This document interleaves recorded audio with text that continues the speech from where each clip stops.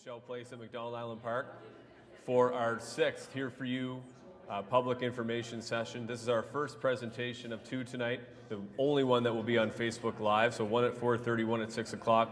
This one is on permitting and next steps, certainly a very topical topic as we move through recovery as a community.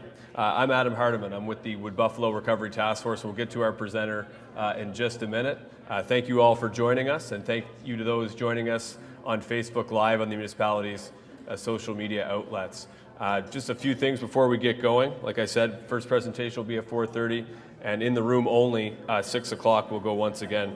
We're joined tonight by a number of task force staff, municipal staff, or various partners, but also I want to acknowledge the chair of the Wood Buffalo Recovery Committee, Jeanette Bankars, is here. Councillor Sheldon Germain, who is also a member of the Wood Buffalo Recovery Committee, and committee member Marty Giles. Following the presentation, and just to note, this will be a general presentation about the permitting process as we move through recovery. So feel free, if you have any general questions about the process, to step to one of the microphones, just so you can stay on camera for our viewers at home, if you'd like to. So that way they can see the question and hear it as well, so we can get that information across the community. If you have any particular questions because of the nature of this topic, everyone's got a different lot, everyone's got a different home, everyone's got a different property, and as we've learned together throughout all this, there are a number of different rules and things we're working on. We have a number of our planning development staff and other staff in the other side of the room. We're very happy to take your particular question on a particular topic. So if we could stick to that, that would be greatly appreciated, but we're always here to take your questions no matter what they are.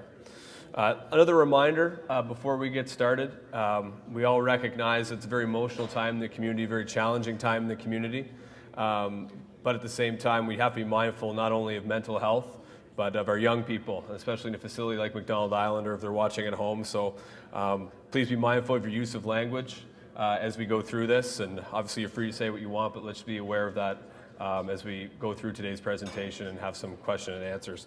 So without further ado, I'd like to introduce one of our managers with the Planning and Development Department to give the presentation, Tracy Tester. Thank you, Marty. Good afternoon, everyone. As Adam said, I'm the acting manager for community development planning. Along tonight are the real superstars tonight, are the development officers and planners that are on the other side of the black curtain. And I'm here to walk us through a high-level overview. And there are key things that we hope to accomplish for the residents this evening. We wanted to walk you through a process overview so you understand the steps and the expectations. We wanted to talk a little bit about what the permitting process is, and more importantly, the people, the resources that are here to help you this evening.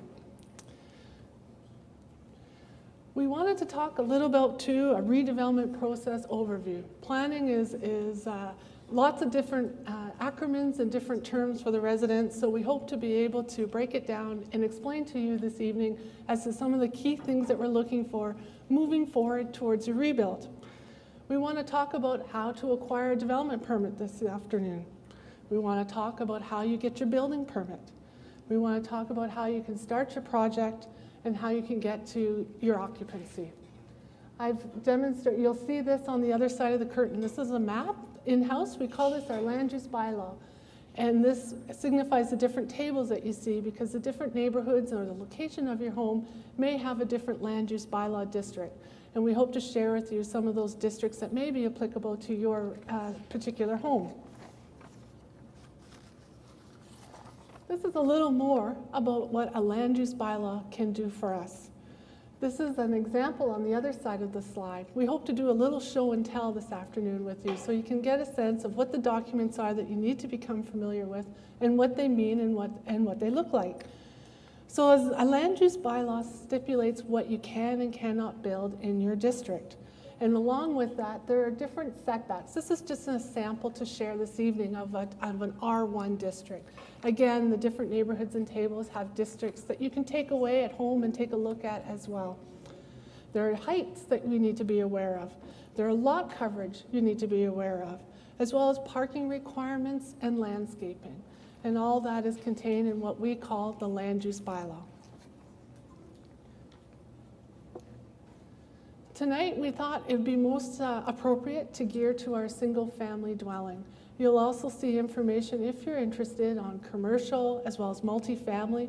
But for tonight's presentation, I thought we would be best if we focused on what your single-family dwelling checklist looks like. And so at least people get familiar when you're given a document. This is what the planners are speaking about. What we did in-house is we made an application checklist for you to take away with and to be able to look at what all those requirements are. Because one thing that you will hear a lot of from the planners on the other side of the curtain this evening is what we call a complete application.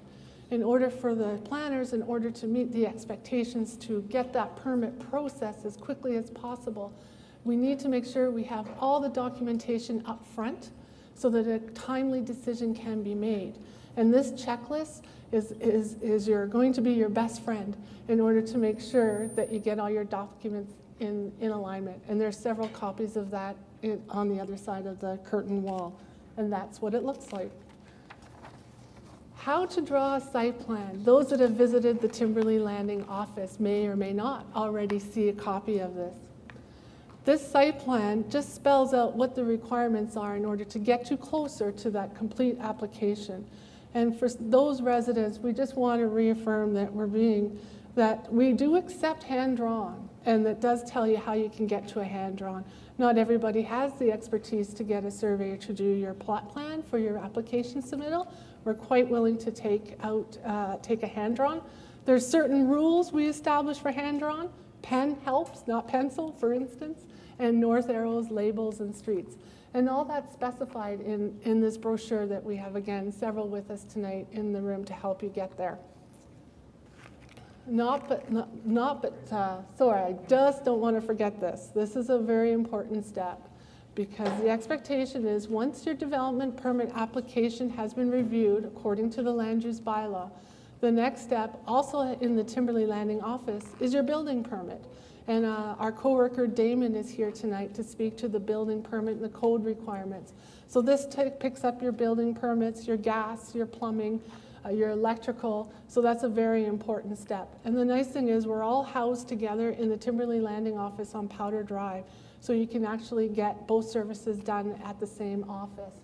I just want to bring to your attention that there too is a building permit checklist, and just some highlights of what that checklist is included on the presentation tonight, as well as a visual of what that building permit application looks like for the residents to take away. And I believe too there's representation from Alberta Home Warranty here this afternoon as well to answer any questions about that. We wanted to address some of the questions about a timeline, so we thought a chart might help people organize and plan for their permitting for rebuild.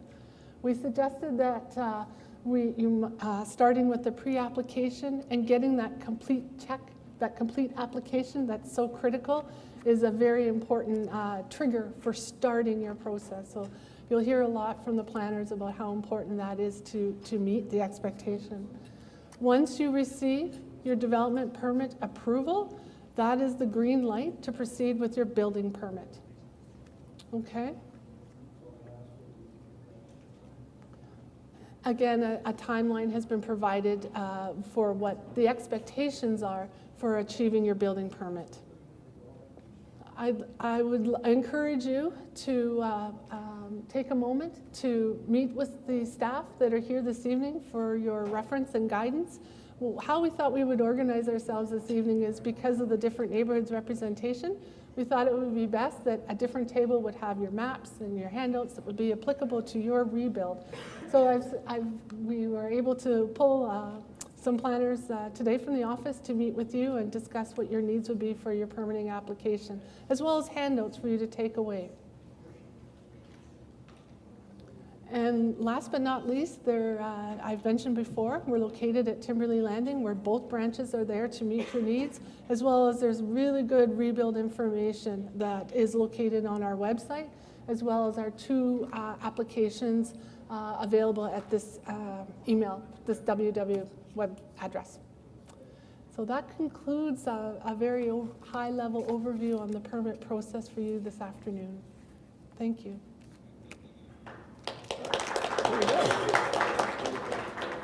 Well, thank you very much, Tracy, and we'll continue on like we mentioned off the top. If you have any general questions about the permitting process, we can go ahead right here. If you'd like to step to one of the microphones, feel free. Tracy can take a question. We also have a number of staff here with us. If you have a particular question, as Tracy mentioned, about a particular neighborhood or a particular issue, we do have staff on the other side of the curtain who are more than well equipped to answer those questions. So feel free, go right ahead if there's anyone in the audience. Okay, Jordan, did we have anyone come in on Facebook Live? Okay, looks like we're okay.